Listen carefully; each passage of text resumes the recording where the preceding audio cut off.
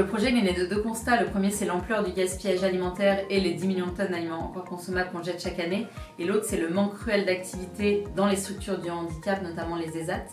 Du coup, face à ces constats, on a eu envie d'agir et de croquer les codes de l'industrie pour les rendre plus solidaires et plus circulaires et faire en sorte qu'on puisse lutter contre le gaspillage en créant de l'emploi inclusif. Donc c'est pour ça qu'on fait des recettes à partir d'invendus et tout est fabriqué par des personnes en situation de handicap. Alors pour la naissance de notre projet, en troisième année, on a choisi l'option gestion de projet innovant.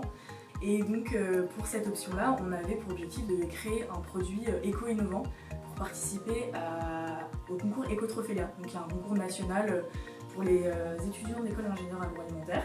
Et on a créé notre projet Arsène, une alternative au café à base de lupin majoritairement, dans un but de proposer un produit plus durable et plus sain.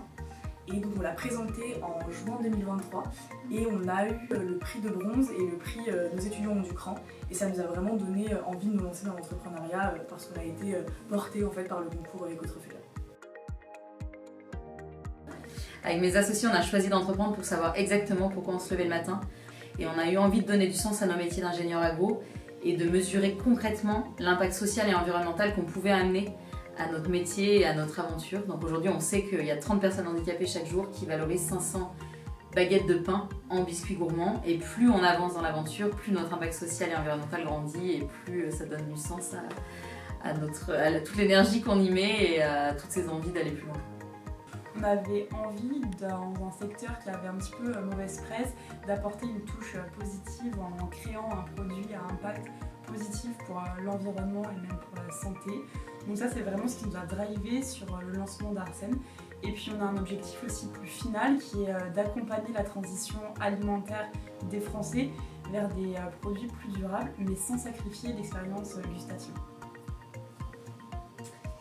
Alors quand on s'est lancé, on a essayé d'aller chercher tous les dispositifs qu'on pouvait avoir, sachant qu'on est 3 femmes dans le bio, le handicap, l'économie circulaire, donc il y avait pas mal de cases qu'on cochait qui étaient les bonnes pour aller chercher des subventions, gagner des prix, des concours. Et en parallèle, on a rejoint les réseaux qui étaient liés à nos univers, donc soit des réseaux liés à l'entrepreneuriat au sens large, soit des réseaux dans le bio, dans le handicap, pour vraiment tout de suite être entouré, avoir des retours d'expérience et se faire coacher et challenger pour aller plus vite sur le projet.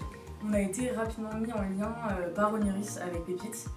On a obtenu le statut national d'étudiant entrepreneur, ce qui nous permettait de faire encore une année supplémentaire avec notre carte étudiante, mais à 100% sur notre projet entrepreneurial. Et ensuite, on a rejoint un programme dédié en fait au lancement des projets innovants chez Atlan-Paul. Donc pareil, ils nous ont aidés à travailler sur le lancement commercial de Arsène et la création de notre entreprise.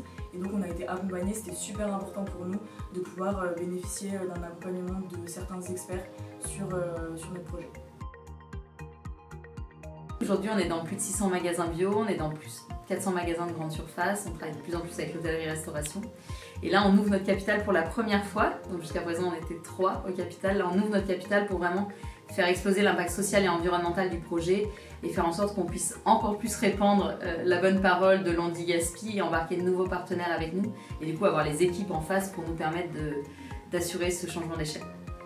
La société elle a été créée officiellement en octobre 2024. Donc pour nous, c'était vraiment un grand pas. Ça a signifié beaucoup de changements. On est passé enfin du statut étudiant-entrepreneur à vraiment entrepreneuse. Et puis si jamais le projet vous a plu, vous pouvez nous retrouver sur nos réseaux sociaux, Arsène Boisson, Instagram, LinkedIn, etc.